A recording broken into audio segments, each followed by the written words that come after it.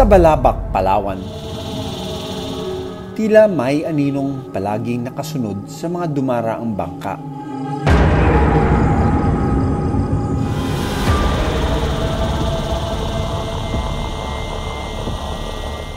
Ang ilog ng Rabor, hindi lang daw highway para sa mabangka, kundi pati sa mga buhaya.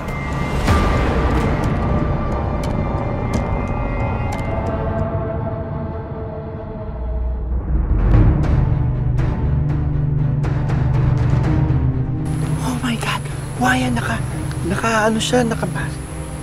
habang naglalakad, hinahanap ko yung sapa. Ito yung nakita ko. Paglakad ko pa lang doon, nakita ko na itong reptile. May stripe sa buntot. Sabi ko, oh my God. Siguro, akala ng mga kasama ko nagbibiro ko. This is tunay. So maybe this is around 6 to 7 feet. Kahit ganyan kaliit yan, hindi ko kayang i-wrestle mag-isa yan. Busog, pero kailangang matunaw ang kinain. Ang diskarte, pagpapainit o basking. Kung sa tao, para lang silang nagpapapawis. Kaya ang ilang buhaya, sa init, nakabuka pa ang bibig. Pero mas madali raw magpalamig kung nakalublob sa ilog. Ang ilog ng Rabor, sanktuaryo para sa mga buhaya. Panganib man para sa iba ang kanilang presensya, pero sa mga taga-Balabac, normal lang na makasabay at makita nila ang mga buhaya. Pagdating sa barangay, kabi-kabila ang babala na aming nakikita. Maya-maya pa, isang buhaya ang bumungad sa amin. Kita mo ito, it's very near the school. Kaya may mga signages doon na babala, may buhaya. Ayun, may mga barbed wire na silang linagay. But that only shows na the community is coexisting with the crocodile with certain mga warning, dapat huwag pupunta dito sa area, lalong-lalo na yung mga bata. Ang buhaya mukhang mahiyain. Agad din itong bumaba at lumublob sa ilog.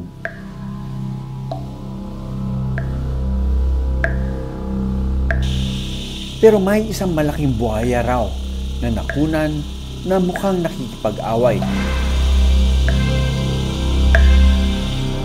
Siya si Itim kung tawagin ng mga taga rito.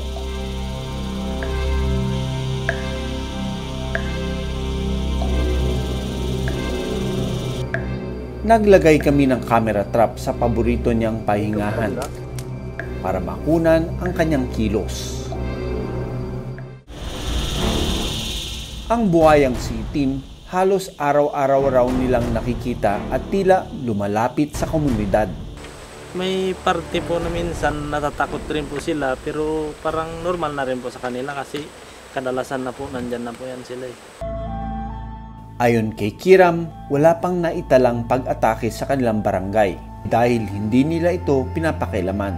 Pag sa amin pong mga tribong mulbog po, bawal po silang pasakitan po kasi po ang kasabihan po sa mulbog ay gumaganti po. So yan sila pag kinasaktan. Paniwala ng mga residente, lolo nila ang mga buhaya.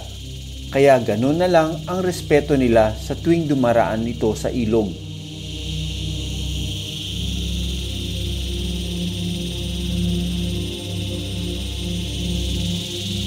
Sa oras na wala si Itim sa kanyang pahingahan, susubukan namin maglagay ng camera trap para makunan ang pag-uugali ng buhaya. Dito daw nagdaduck yung pinakamalaking crocodile, si Itim kung tawagin nila, no? So nag-set up tayo.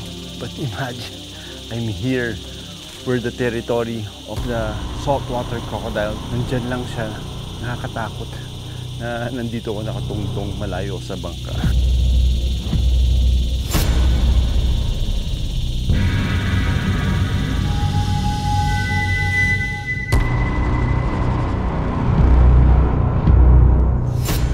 This is really amazing. It can be scary kasi nandito kami sa gitna ng river kung saan inhabited siya by crocodiles. So what we're doing is we're trying to spot for eye shines. Dahil pag nailawan natin yung mata nila, kumikislap din sila.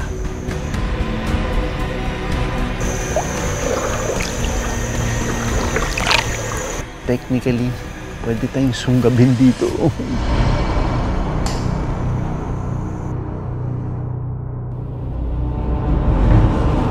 Makalipas ang 2 araw, binalikan namin ang camera trap.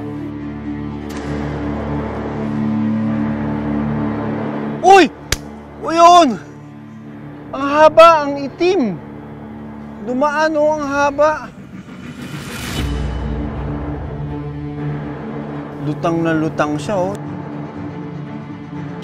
Sa isang online post na nag-viral, parehong buhaya rin daw ang nakita ng gurong si Melanie nitong Abril na tila nakikipag-away sa isa pang buhaya. Habang pauwi sa Rebor, si Melanie nakapwesto pa malapit mismo sa tabi ng buhaya. Wag, please. Nag-aaway. Ayun na, naka-video na. So, yung nakita naming video na pinost mo, that was really amazing, ano? Parang sobrang tabing-tabi mo yung crocodile dun sa Rebor. Yung makasalubong po na ganun, bihira naman po yung malalaki. Pero madalas po namin sila nakikita sa gilid. Pero yung ganun po kalapit, first time po yun. Nung nakita mo, ano yung nararamdaman mo nung binibideo mo? Noong una po wala. Normal lang po na nakikita namin yung crocs. Normal lang na parang usual lang. Pero nung sobrang lapit na, medyo kinabahan po kami ng konti kasi baka paluin yung bangka namin ganun.